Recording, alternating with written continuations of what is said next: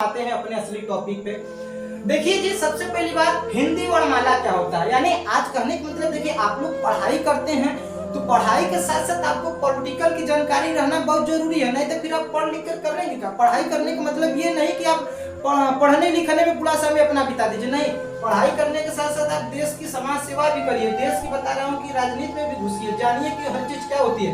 अरे जिंदगी में जिन्होंने लड़ा नहीं, जिन्होंने झगड़ा नहीं किया, उन्होंने जिंदगी में सीखा क्या यार, तो कुछ भी नहीं कर पाएंगे जिंदगी में। जो रिस्क नहीं लिया उनकी जगह ही फिक्स नहीं हुआ। लेकिन आजकल के लोग यही सबसे बड़े डरते हैं। अगर कहीं भी कोई केस हो जाए छोटा मोटा, तो वहां पे जाने से पहले ही डरेंगे, करे यार मत जाने, साला बजा देगा। अरे बजाएगा क्या, वहां पे जाएगा तो कुछ ना कुछ सीख कर आएगा। लेकिन क्या करेंगे, सबकी सोच अलग होती है ना। खैर छोड़िए, हमें उम्मीद है कि आप लोग आते हैं कि हिंदी वर्णमाला देखिए क्या होता है। यानी कोई भी टॉपिक होता है, अगर कोई भी एग्जाम में अगर निकालते हैं, जैसे कुछ ऐसी एग्जाम कॉम्पिटिटिव होती है जिसमें हिंदी का पेपर में आपको कम से कम एसएससी का बता रहा हूँ कि 1-2 नंबर तक कंफर्म आपको कुछ भी करता है, चाहे कुछ भी हो जाए। तो देखिए हिंदी वर्णमाला के अंतर्गत सबसे पहली बात हिंदी वर्णमाला का होता है, हम आपको लेकर आते हैं। देखिए जी क्या होता है भाषा। आप ऐसा देख रहे हैं इस वीडियो के माध्यम से, मैंने लिखा ऊपर भाषा। यानी भाषा क्या होता है। यानी भाषा अगर मैं आपको बता दूं तो हर देश का अपना अपना एक क्या होता है, राष्ट्रीय भाषा होता है। चाइना में जाएंगे तो चाइनीज खूब चिल्लाएंगे, हिंदुस्तान में आएंगे तो हिंदू खूब बता रहा हूँ कि अपना हिंदी लैंग्वेज बोलेंगे। तमाम फ्रांस में जाएंगे तो फ्रांसीसी जाएंगे, इटली में जाएंगे तो इटली में जाएंगे। यानी सबका अपना अपना मूल क्या होता है, राष्ट्रीय भाषा होता है। ये नहीं कि हम हिंदी या चाइना में जाकर खूब हिंदी चिल्ला दे, कोनो समझे तो चुप क्या फालतू बोलता है। तो यानी भाषा, भाषा से जो छोटा होता है वाक्य होता है। अब देखिए जी, कहने का मतलब वाक्य से जो मिलकर का होता है भाषा बनता है। यानी जब हम 3 गो 2 गो 4 गो 5 गो जब वाक्य जो है एक साथ रख देते हैं तो वो हमारा क्या होता है, लैंग्वेज बन जाता है। यानी भाषा का निर्माण कर देता है, चाहे कोई भी हिंदी हो, चाहे इंग्लिश हो, चाहे तमाम जो भी लैंग्वेज हो, अपना लैंग्वेज यानी भाषा तैयार हो जाता है। यानी भाषा से जो छोटा होता है वो वाक्य होता है, और वाक्य से जो छोटा होता है वो उपवाक्य होता है। अब देखिए जी, कुछ लोग वाक्य और उपवाक्य में नहीं समझते क्या होता है। देखिए जैसे कहने का मतलब गंगा में प्रधान होते हैं ना जी, तो प्रधान का कहने का मतलब जैसे प्रधान कहीं मान ले मौज मस्ती में चल गए, घूमने फिरने चल गए, तो इनका जो काम धंधा होता है भैया कौन देखता है, सिग्नेचर पिग्नेचर करने वाला काम होता है। कुछ छोटा मोटा जरूर कहीं प्रधान करेगा ना, बीडीसी ओकरे बाद सदस्य थोड़ा ना के करेगा, तो वही चीज होता है। यानी वाक्य से जो छोटा होता है उपवाक्य होता है, और बाद उपवाक्य से जो होता है पदबंध होता है। अब पदबंध क्या होता है, यानी पदबंध को ही कहते हैं शब्द समूह। यानी शब्दों को क्या होता है, समूह होता है। आपको समझ में आया कि नहीं, उम्मीद होगी कि आप धीरे धीरे हमारे वीडियो में भी नया आए हैं, आप जरूर सीख जाएंगे कोई भी चीज कैसे क्या किया जाता है। उसके बाद आप देखिए जी, यानी पदबंध को ही कहते हैं शब्द समूह। अब शब्द समूह के बाद जो होता है पद या शब्द, यानी पद को ही शब्द कहते हैं। हम छोटा के थे ना तो सब बहुत पद पर चिल्लाते थे, लेकिन कहाँ समझ में आया, आज समझ में आया कि यानी पद को ही साला शब्द कहते हैं। ओकरे बाद देखिए जी अक्षर है, अक्षर यानी शब्द से जो छोटा होता है अक्षर होता है। ओकरे बाद अक्षर से जो सबसे छोटा होता है ना वो ध्वनि आ जाता है, फिर वर्ड होता है। यानी कभी भी अगर आपसे क्वेश्चन पूछ दे कि ये बताइए कि भाषा की सबसे छोटी यूनिट या सबसे छोटी इकाई क्या होती है, तो आप आंख मूंद के ध्वनि या वर्ड पे मार दीजिएगा। अगर लेटर होगा तो लेटर पे मार दीजिएगा, आपको कोई दिक्कत नहीं है। उसके बाद हम जरा आपको लेकर आते हैं, ये तो आपने जैसा देख लिया। यानी कभी भी आपको इतना समझना बहुत जरूरी है, बेसिक चीज है। उसके बाद देखिए जी वर्णमाला का होता है। अगर वर्णमाला को जैसे कहत मतलब अगर बिस्कुट होता है तो बिस्कुट को फाड़ते हैं तो एक प्लास्टिक अलग निकल जाता है, उसके बाद जो होता है बिस्कुट अलग निकल जाता है खाने पीने में। तो असली वर्णमाला में 2 चीज है, एक क्या है वर्ण है और प्लस एक क्या है माला है। तो वर्णमाला किससे कहते हैं, यानी वर्ण या तो अक्षरों के सार्थक समूह को जो व्यवस्थित होता है उसी को ही क्या कहते हैं, आसान भाषा में हिंदी में देख लिया जाए तो वर्णमाला कहते हैं। अब वर्णमाला से जो छोटा होता है जैसा देखा ही गए हैं कि क्या होता है, वर्ण होता है। अब वर्ण क्या होता है, यानी भाषा की जो सबसे छोटी इकाई होती है ना जी, वो वर्ण ही होती है, और इस वर्ण को ही क्या कहते हैं, ध्वनि या तो फिर वर्ण कहते हैं। आगे देखिए, यानी अक्षर कह दीजिए या तो वर्ण कह दीजिए या तो फिर ध्वनि कह दीजिए, ये सब एक ही चीज है। लेकिन अक्षर से जो होता है लास्ट में क्या उसकी आवाज जो निकलता है उसको ध्वनि कहते हैं या वर्ण कहते हैं। देखिए जी मानक हिंदी वर्णमाला का होता है, यानी मानक हिंदी वर्णमाला को मुख्यतः 2 भागों में बांटा गया। क्या कितने भागों में बांटा गया, ये बहुत विधिवत बता रहा हूँ कि एकदम चौचक एकदम याद कर लीजिएगा। इसलिए यही सब जो होता है इंपॉर्टेंट चीज, छोटी छोटी बातें आप लोगों को पूछता है और फिर बाद पेपर में जैसे ही बैठते हैं चक्रिया जाता है कि कौन चीज क्या होता है। देखिए यानी मानक हिंदी वर्णमाला को मुख्यतः दो भागों में बांटा गया। पहला कौन था? उच्चारण के आधार पे, यानी उच्चारण के आधार पर मतलब क्या होता है? उच्चारण मतलब होता है प्रोनाउंसिएशन, यानी बोलने के आधार पे। कितना है? कुल मिलाकर 45 है, यानी 45 है। उसके बाद जो आपने दूसरा नंबर पे हेडिंग देखा लेखन के आधार पे। लेखन के कहने का मतलब जैसे हिंदी में जो भी चीज आपको लिखने लिखने में जो भी चीज दिक्कत परेशानी होती है, इसलिए आपको होती है कि आप पूरा कभी वर्ड ही नहीं जानते हैं, तो पूरा लेखनी के आधार पे जो पूरा वर्ड होता है 52 गो होता है। कितने को होता है? 52 गो।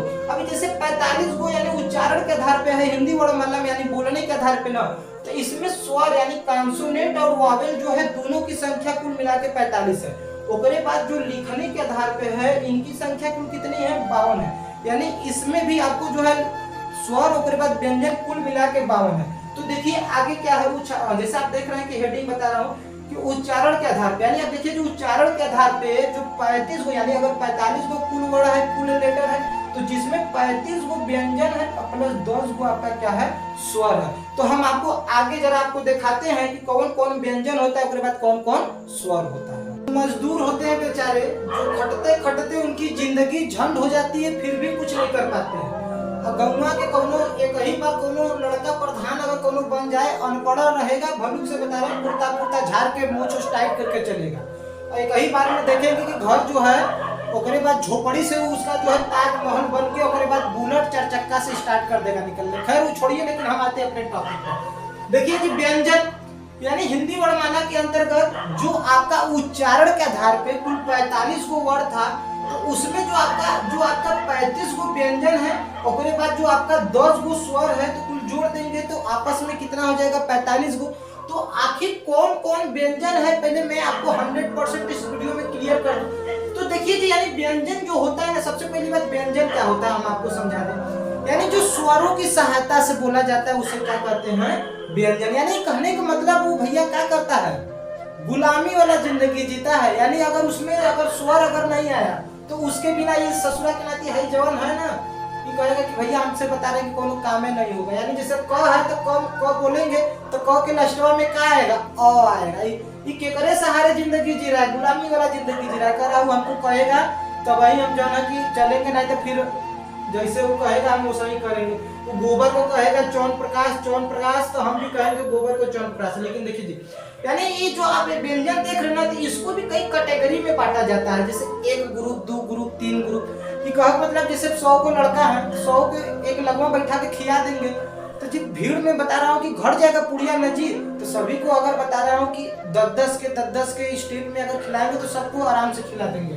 तो क वर्ग का होता है, यानी क वर्ग का होता है, यानी क से लेकर जब अंगों तक बोलेंगे ना, तो उसमें क्या आएगा कि हर में देखेंगे कि कुछ न कुछ क का जो है आभास आपको होगा, इसीलिए इसको कहते हैं क वर्ग। उसके बाद च वर्ग का है, यानी च वर्ग देखिए च, छ, ज, झ, य, यानी इसको क्या कहते हैं? च वर्ग कहते हैं। ओकरे बाद ट वर्ग देखिए जी, ट वर्ग का होता है ट, ठ, ड, ढ और आपको बताएंगे कि बीचवा में देख रहे हैं कैसे 2 ठे लिख दिए हैं, आपको लास्टवा में झकझोर कर बताएंगे, देखिएगा बहुत मजा आएगा।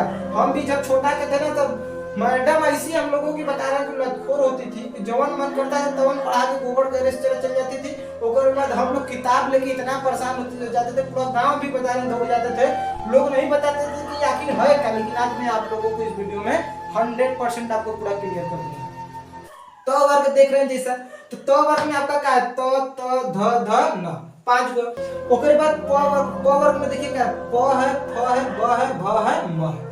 उसके बाद देखिए सबसे जो मेन चीज है ना, अंतस्थ व्यंजन। यानी अंतस्थ व्यंजन आपके किसी भी पेपर में कॉम्पिटिटिव एग्जाम में पूछ देगा कि भैया हमको इसमें बताइए कि अंतस्थ व्यंजन क्या है। तो अंतस्थ व्यंजन की जो संख्या होती है ना, वो मूल रूप से कितनी को होती है? 4 गो होती है। कौन कौन होता है? य, र, ल, व।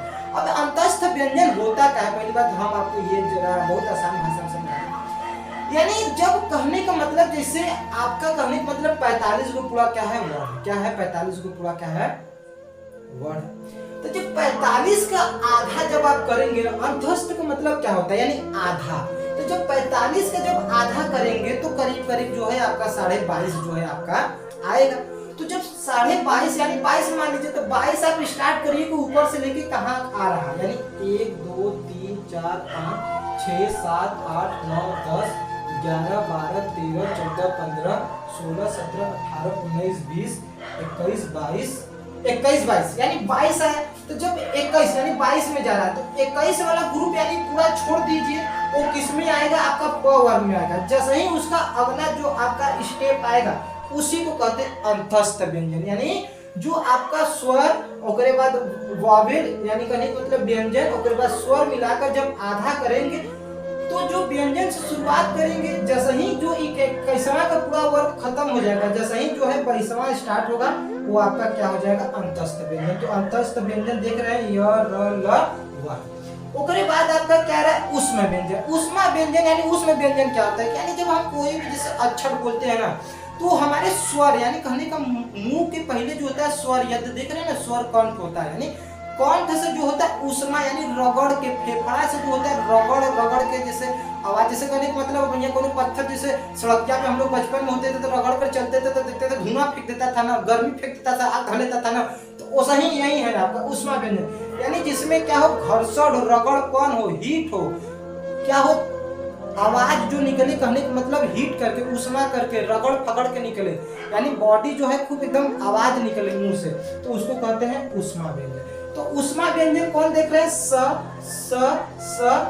यानी स सलीफा, स सबको, स सपेरा, ह, यानी उष्मा व्यंजन की संख्या कितनी है, 4। ओकरे बाद अंतस्थ व्यंजन की संख्या कितनी है, 4। यानी कभी भी ऑप्शन में आपको अगर पूछ दे कि भैया इसमें बताइए अंतस्थ व्यंजन का नाम, तो य र ल व होगा तो उसी में से ठोकिएगा, ये नहीं कि जो है स रहेगा तो उसको भी ठोक दीजिएगा, नहीं तो बता रहा हूँ कि आपको भी व्याकरण ना सुई से पोक देगा तब मत कहिएगा। ओकरे बाद हम आते हैं स्वर। अब देखिए जी, यानी कहने का मतलब इसकी संख्या पहली बार देखिए कितना हुआ, 33 गो। अगर देखिए कि 5 के यानी एक वर्ग में 5 गो है तो 5 के 5, 5 दूनी 10, 5 के 15, 5 चौक का 20, 50 25, कितना हुआ, 25 हुआ। ओकरे बाद 25 से 4 कितना हुआ, 29, 29 4 कितना हुआ, 33। अब वही आपको तो बता रहा हूँ कि 35 गो लाना है, तो 33 गो तो बता रहा हूँ कि ऊपर तक हो गया, लेकिन जो आगे है अभी हम जैसा आपके सामने तीर लगाकर लोगो दिखा रहे हैं कि 33 में जब 2 को जोड़ेंगे तो 35 हो जाएगा। यानी देखिए एक्चुअली में होता क्या है, यानी ड एक होता है, एक ढ होता है। हम लोगों के स्कूल में तो जो गवर्नमेंट वाली जो मैडम होती हैं हम लोगों को कभी ये नहीं बताई कि ये चीज क्या होता है। जैसे कभी कभी हम लोगों को मैटर फंस जाता है, कभी कभी कोई लिखने के लिए, जैसे आपको बता दूं कि मड़ाव लिखिए, मड़ाव, तो जब मड़ाव लिखना होता है तो उसमें ये ड न लगाकर बल्कि ड़ वाला लगाएंगे तब का होगा मड़ाव। तो इसी को कहते हैं डबल कॉन्सोनेंट या तो द्विगुण व्यंजन कहते हैं, यानी ऊपर से लेके नीचे तक 33 को था तो दूध ये जो द्विगुण व्यंजन है या तो डबल जो व्यंजन है डबल कॉन्सोनेंट है, जब ये 2 को जोड़ देंगे तो इनकी संख्या कुल कितनी हो जाएगी, 35 हो जाएगी। अब हम जरा आपको आगे लेके आते हैं स्वर क्या, देखिए क्या होता है, यानी स्वर क्या होता है, यानी जो स्वतंत्र रूप से बोला जाता है उसे क्या कहते हैं, स्वर कहते हैं। स्वर भैया कहता है, देखिए जी हम बहुत ही सीधे साधे होते हैं, हमको किसी की जरूरत नहीं है, बल्कि जिंदगी में हम अपने बल पे चलते हैं। हमको भैया तू हमको कोनो योजना दे चाहे मत दे, ठीक है, तू तो एक दिन साला हमको देगा खाना पीना तो हमको रोज खाने से अच्छा हम अपने से चले। यानी स्वरों की संख्या कितनी है, 10 है। किसके अंतर्गत है, उच्चारण के आधार पे, यानी अ आ इ उ ए ऐ ओ। अभी तक तो हम लोगों की जो मैडम थे, उसके बाद जो प्राइवेट वाले बता रहा हूँ कि जो टीचर थे, ये सब वहीं को 36 को 32 को पढ़ाते थे, लेकिन आज समझ में आया कि 36 को 32 को नहीं याद करना है, बल्कि जो मेन हमको याद करना है, जो हमको पेपर में हमारे पूछता है। तो 35 को ये प्लस 10 को ये, उच्चारण के आधार पर कुल मिलकर कितना हो गया, 45 को। अब हम आपको इस वीडियो में आपको लाते हैं लिखने के आधार पे क्या होता है। अब देखिए जी, पहले भी मैं आपको बता चुका हूँ कि लिखने के आधार पे कुल जो व्यंजन और बाद जो कुल स्वर होता है उनकी संख्या जो है 52 को। अब देखिए जी कौन कौन यानी व्यंजन है, कौन कौन स्वर है, आपको ऊपर नीचे यानी ऊपर व्यंजन है नीचे स्वर मैंने आपको लिखकर दिखा रखा हूँ, लेकिन आपको समझाना बहुत जरूरी होता है। यानी हम लिखकर क्या करेंगे, जब से आप इस वीडियो में देखकर समझ नहीं पाएंगे, यानी समझना सबसे बड़ी चीज होती है। तो देखिए लिखने के आधार पे यानी कुल जो है कुल वर्ड यानी व्यंजन सिर्फ कितना है, 39 गो व्यंजन के बाद जो स्वर मिलाकर हो तो जो है आपका 52 गो, लेकिन 39 गो किनकी संख्या है, व्यंजन की है। तो क वर्ग में देखिए यानी क से लेके अंग तक है, च वर्ग में च से लेके इ तक है, ट वर्ग में ट से लेके अढ़ तक है, त वर्ग में त से लेके न तक है।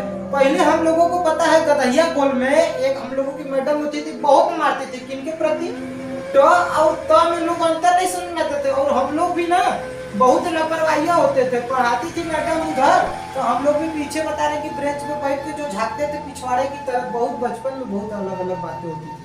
तो इसको ट कहते हैं और इसको त कहते हैं। उसके बाद प वर्ग यानी प से लेके म तक, अंतस्थ व्यंजन यानी अंतस्थ व्यंजन य से लेके व तक, उष्मा व्यंजन यानी स से लेके ह तक। अब देखिए कि सबसे बड़ी चीज आता है संयुक्त व्यंजन, यानी संयुक्त व्यंजन क्या कहते हैं। अगर पेपर में आपके अगर ऐसे अगर वर्ड आ गए आपके सामने तो आंख मूंद के मेरी वीडियो देखकर समझ जाइएगा, नहीं तो कल के आपको बहुत बड़ी परेशानी होती है। संयुक्त मतलब क्या होता है, जैसे दो लोगों से मिलकर जब कोई व्यंजन का क्या होता है, प्रोडक्ट यानी उत्पादन होता है, जब बनता है। जैसे कहने का मतलब चार है तो दो दो चार होगा ना, चार है तो तीन एक कर दीजिए, चार कर दीजिए, या तो एक तीन कर दीजिए, चार, यानी दो लोगों से मिलकर चार बना। तो उसी तरह यानी संयुक्त व्यंजन क्या होता है, जैसे छ है तो छ जो होता है क प्लस षटकोर से मिलके क्या होता है, छ की तैयारी यानी छ बनता है। त्र जो होता है त प्लस र मिलके क्या होता है, त्र बनता है। ग जो होता है ज प्लस इ मिलके क्या बनता है, ग बनता है। उसके बाद जैसे आप देख रहे हैं कि जो स्र होता है स प्लस र मिलने के बाद स्र बन जाता है। यानी 35 को ऊपर से लेके यहाँ तक था, और 4 को जब ये जोड़ दिए तो 35 4 कितना हो गया 39, और दो ठे द्विगुण व्यंजन था तो 35 को पूरा यानी यहाँ से लेके यहाँ तक था उष्मा व्यंजन तक, 4 ठे ये जोड़ दिए तो 35 4 क्या हो गया 39, यानी व्यंजन की संख्या कितनी होगी 39। किसके आधार पे, लिखने के आधार पे। अब हम आते हैं स्वर, यानी स्वर क्या होता है, यानी जो स्वतंत्र रूप से बोला जाता है ना, वही मेरे साथी जो होता है, वही मेरे दोस्त, वही क्या होती है, व्यंजन होती है। अब देखिए जी, यानी लिखने के आधार पे कौन कौन स्वर होता है, ये देखना आपको बहुत जरूरी है। यानी स्वरों की संख्या जो होती है 13 को होती, कौन कौन होती, अ आ ई छोटा उ बड़ा उ ऋषि ए ओ उसके बाद अंग। आपने जैसा देखा इस वीडियो में, आज हमको शायद उम्मीद होगी कि मेरा वीडियो देखकर आप लोगों को कुछ ना कुछ जरूर समझ में आया होगा। ये मेरा वीडियो ना यार बनाने का लाइक और सब्सक्राइब मकसद नहीं होता। अगर हमको लाइक और सब्सक्राइब अगर पाना ही होता ना, अगर हमको पैसा कमाने का ही होता ना, तो हम जाकर का लेबराई जो कर जाकर मजदूरी करके देश का मतलब हम भी जाकर बन सकते। लेकिन नहीं, मेरा एक ही उम्मीद होता है कि हम भी बढ़ेंगे और आपके साथ मैं अपने को भी लेकर बढ़ूंगा। तो आप सभी को पुलवामा फौजी factory, Pulwama coaching centre salute करता है। जय हिंद, जय भारत, जय हिंद, वंदे मातरम।